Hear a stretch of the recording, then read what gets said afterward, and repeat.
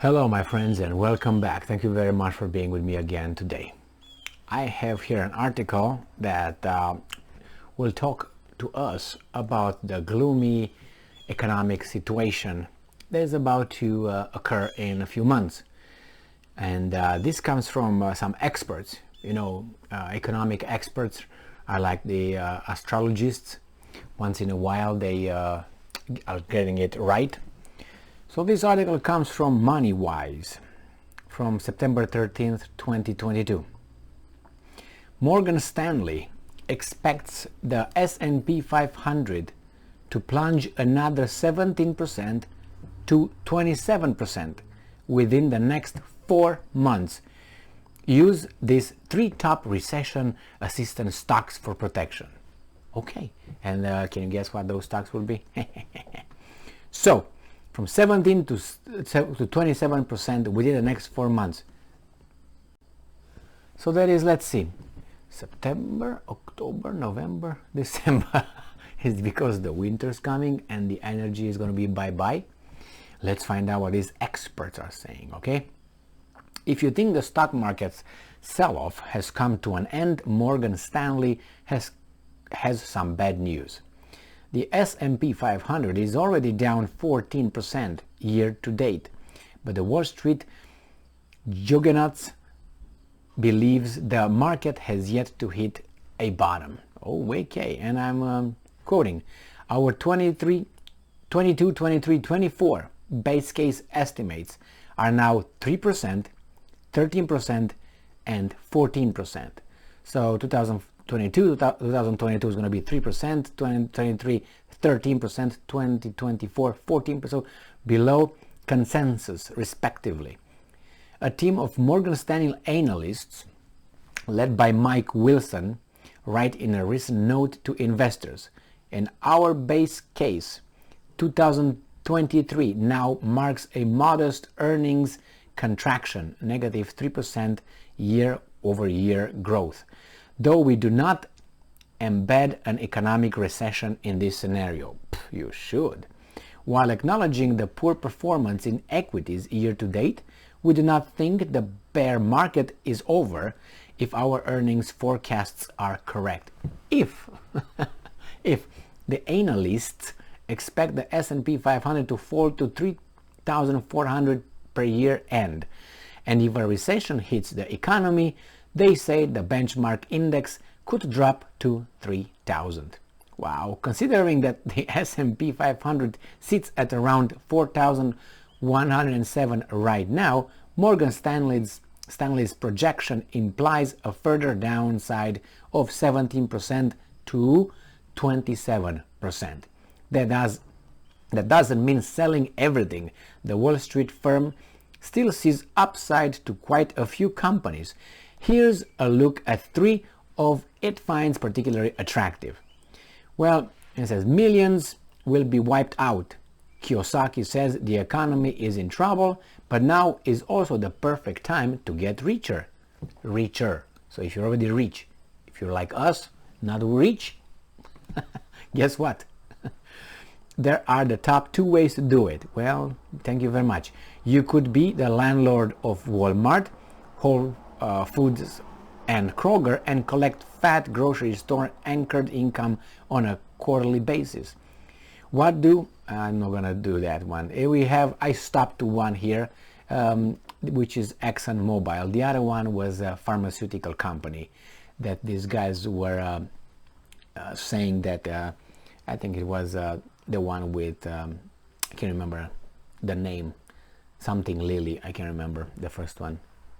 That was a good one, and this is Exxon Mobil. I kept it because so one was with the medication, the big pharma that what's his name, Biden destroyed. He said in a speech that he fought big pharma. What the hell, are you there? Hey Biden, hello Biden. So that was one, big pharma. And then this is Eli Lilly or something, I can't remember the name of that pharmaceutical. I think that's what it was. Thanks to strong oil prices, energy stocks have turned out to be some of the best performers of the S&P 500 so far this year. Exxon Mobil, for instance, is up 53% year to date. 53%. 3, and that's after a strong rally in 2021. The oil production giant gushes profits and cash flow in this commodity price environment in the first 6 months of 2022. All right, Exxon earned $23.3 billion in profits. Profits, they're not business, profits. A huge increase from the $7.4 billion in the year ago period. Free cash flow totaled $27.7 billion for the first half, compared with $13.8 billion in the same period last year. Doubled, the other one was tripled. Solid financials allowed the company to return cash to investors.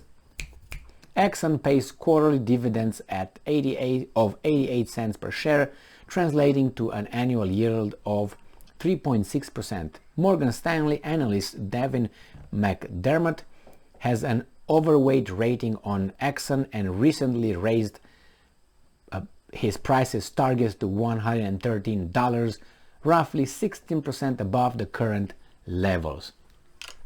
I wanted to put the energy because that's, I think, what concerns us with the war in Ukraine. The other one was medication, and I can't remember which one is the third one, but I said, well, let's stop with the energy sector, which, as I said before, there are three. I took out the big pharma for the war. The big pharma had its COVID time, and they got a lot of money, and now we have the war, and which is, I think there are three big fat cats. Three sectors. One, I think, is the banks, because the Europeans will need to subsidize their population, because the population cannot pay the price for the gas. So then how will the governments do that? By saying we're gonna pay, I don't know, 25% of the bill or something from the big fat cats that are the energy, which the government will borrow that money from bankers because they don't have the money. So they will borrow it from the bankers. So everything is going to fall on us. So here is us. Here is the government. Here are the banks. Here is the energy. And here is another one I'm going to mention at the end. So we have here the government, right? Energy. Energy is going to increase a lot of money. The government said, well, you can't pay. We're going to borrow from these guys that you're going to pay. You are going to pay with your taxes and your children and grandchildren. So it's going to fall on you what we get from the banks. The banks will have borrowers, which is, actually these guys, right? They're going to lend money to the governments. So they're going to make money from us. Then this money that's going to come to us, we're going to pay it. The government we're going to pay it to the energy companies. So there's two that will make a lot of money already. And then the third one is, since it's a big war, you need weapons. So there you have it. Three: weapons, energy, and banking sector. And who's paying for all this? Us. So yeah, and then we're gonna have a big, the S&P is gonna fall. Yeah, for some, but the rest, energy is gonna go up.